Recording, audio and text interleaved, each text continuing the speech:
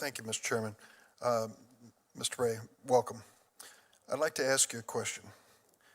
Do you know what group was responsible for more homicides from 2000 to 2016 more than any other domestic extremist group?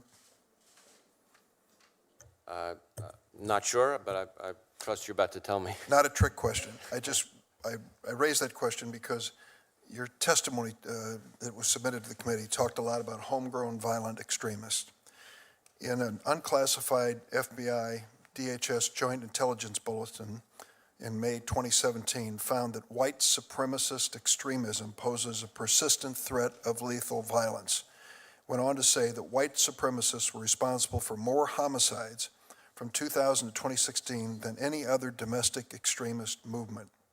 7 members of the committee joined me in writing a letter to you and Attorney General Barr explaining our concern about whether the FBI and Department of Justice were taking adequate measures to combat white supremacist violence and minimizing this growing domestic terrorism threat. The term white supremacist, white nationalist is not included in your statement to the committee when you talk about threats to America. There is a reference to racism, which I think probably was meant to include that, but nothing more specific. We live in a world where the neo-Nazis and white supremacists are taking lives in many places. A white supremacist murdered 51 Muslim worshipers in New Zealand. 2017, a white supremacist murdered 6 Muslim worshipers at a mosque in Quebec City, Canada. And in the United States, far-right extremists perpetrated the shootings at the Sikh Temple in Oak Creek, Wisconsin, the Emmanuel African Methodist Episcopal Church in Charleston, South Carolina, the Tree of Life Synagogue in Pittsburgh, Pennsylvania, and the Shabbat of Poway, I'm sorry if I mispronounced that, Poway Synagogue in Poway, California. The reason I raise this is because there is a concern that this is not being taken as seriously as it should be, as one of the real threats in our country. And a concern as well that the FBI has now changed its definition when it comes to race-related crimes. They've created a new category for what you term racially motivated violent extremism. It used to be white supremacist incidents. Could you explain to me why there was this change, whether you consider this a serious threat, and what you're doing about it? I ask you this in the context of a national conversation that's taking place every single day under this presidency about the issue of race and incitements to emotion and violence by the people who are using race as the motivator. So, Senator, first, let me sort of unpack your question a little bit. Needless to say, we take domestic terrorism or hate crime, regardless of ideology, extremely seriously, I can assure you. And we are aggressively pursuing it, using both counterterrorism resources and criminal investigative resources, and partnering closely with our state and local partners. In just the last little while, we've had cases involving, for example, the Coast Guard lieutenant who was planning an attack on elected officials and TV anchors here in this area. We've had militia members. Was that motivated by a white supremacy belief? I think it would be a version of that, certainly. Our focus, when you asked about the categorization, our focus is on the violence. We, the FBI, don't investigate ideology no matter how repugnant. We investigate violence. And any extremist ideology, when it turns to violence, we're all over it. And we've had, in fact, and that you don't have to just take my word for it, you know, just in the first 3 quarters of this year, we've had more domestic terrorism arrests than the prior year, and it's about the same number of arrests as we have on the international terrorism side. I ask you to clarify that, because when you talk, I don't know if we're talking about the same thing, but when you talk about homegrown violent extremists, and I talk about domestic violent extremists, are we talking about the same thing? No. So we use the term homegrown violent extremism to refer to people already here in the United States who are inspired by different parts of the global jihadist movement to commit terrorist acts. Okay, we I use get the that. term domestic terrorism to refer to a broader array of threats ranging from anarchist extremism to different kinds of racially motivated violent extremism to different kinds of environmental extremism, et cetera. So let me Yeah. pursue that for a second. So the point I'm getting to, and the reason I quoted this unclassified report, is if it's violence that motivates the FBI investigation.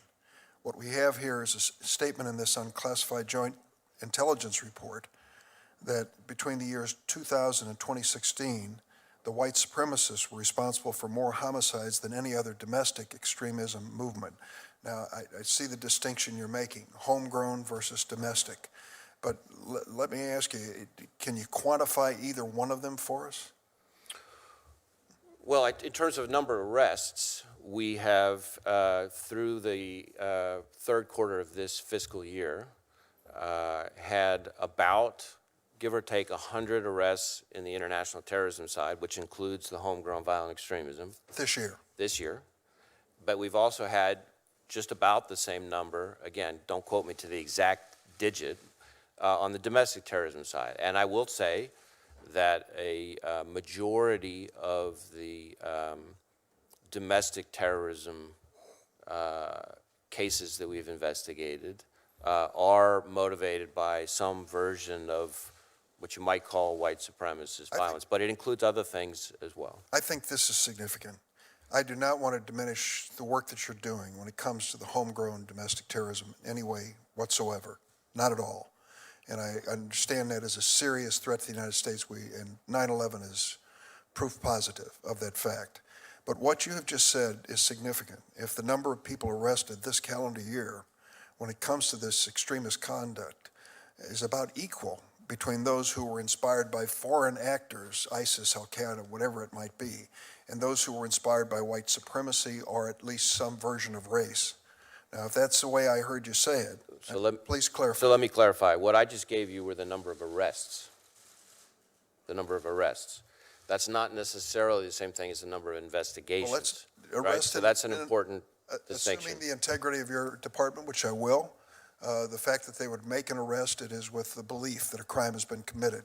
The point I'm getting to is we are in a very tense moment in American history on the issue of race. We are having a national conversation that we haven't had in a long time about racism and the reaction, what's acceptable and what is not.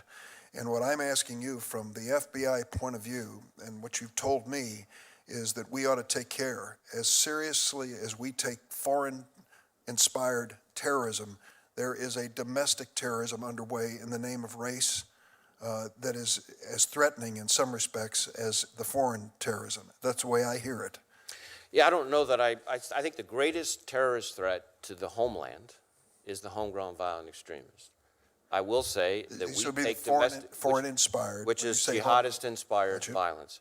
That does not mean, by any stretch of the imagination, that we don't take domestic terrorism, including hate crime committed on behalf of some kind of white supremacist ideology, extremely seriously. And we have had a number of very significant arrests.